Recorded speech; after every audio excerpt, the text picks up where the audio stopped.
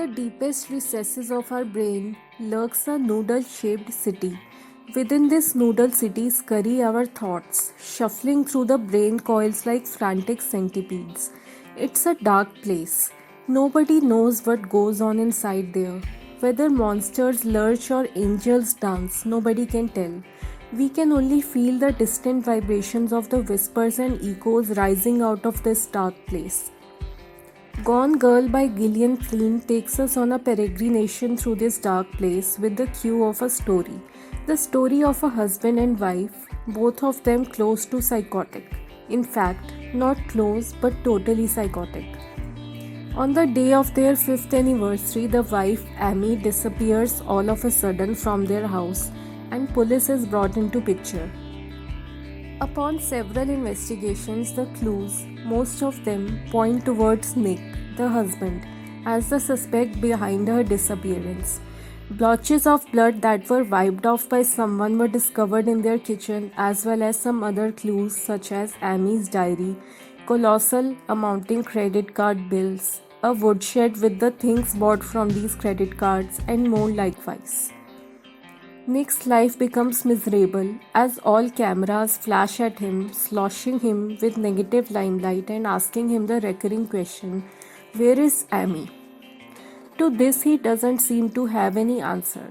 But as chapters unfold, he too accepts his guilty over certain aspects of their marriage. For example, he admits being in a secret affair with a woman named Andy, one of his young students. But despite admitting everything he might have been guilty for, his mind becomes kerfuffled with the way the clues discover and make him the culprit of his wife's disappearance/murder.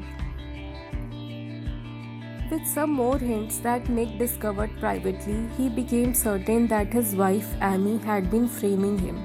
Upon digging deeper and further, his belief that Amy is a total psychopath becomes stronger and stronger. On the flip side, Amy is depicted to be escaping her house with a sharp plan. Apparently, she had been outlining this plan for the past year, meticulously planning every detail and every move, scrupulously placing all the clues in their respective positions where they will be found by the police and prove Nick as a suspect of her disappearance. The twist of fate comes when Amy loses all her money to two goons who pretended to be her friends and robbed her of all cash. She then calls support by secretly calling one of her school friends, Desi, who gets fooled by her pitiful words and takes her into shelter in his luxurious lake house. However, there too, Amy feels nearly imprisoned and having no freedom of her own. So, she makes another plan. She kills Desi, abuses herself to make it look that Desi abused her, and then returns to Nick with this storyline. Nick understands that she is lying and is actually a criminal. He asks her for divorce, but before he does, Amy already tells him that she is pregnant. She threatens him to drop his desire for separation, otherwise she will turn his own child against him. In the end, both of them make a mutual pact. They spend the rest of their lives together with each other, believing that their projected versions of each other were true and denying the real versions of each other. The story epitomizes a smorgasbord of insights and life lessons. Here are 10 insights I learned from the reading of this book. Number 1. Although we have a deep urge to see the real versions of others, but in most cases, if we could really see their real selves, we would end up hating them. Number 2. Public appearances matter. Number 3. Appearances are superficial in nature. Number 4. Life can take a twist any moment. Number 5. Relationships are delicate bonds. Handle carefully. Number 6. Trust your instincts but don't believe your feelings.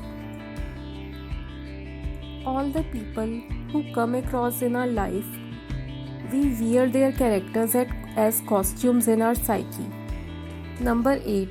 A psychopath never changes, only promises to change. Number 9. Lying to oneself and others doesn't change the reality of who we are, what we did, and what we are doing. Number 10. Don't try to be the cool girl or the nice boy. Trying to please others only makes things complicated in the end. Just be yourself. Wrapping up the review, I would say give it a read and immerse yourself in its mystery and thrill. This mystery thriller is 588 pages long and written in the form of chapters alternating between Nick's dialogue and Amy's diary entries. The book murmurs like a hallucination and echoes like the whispery rustle of the nighttime leaves long after I have finished it. At the same time, it is slightly creepy and snarly to the inner self, not forgetting the entanglement of psychological games and tendencies prowling in our heads like some secretive jerks. Thank you.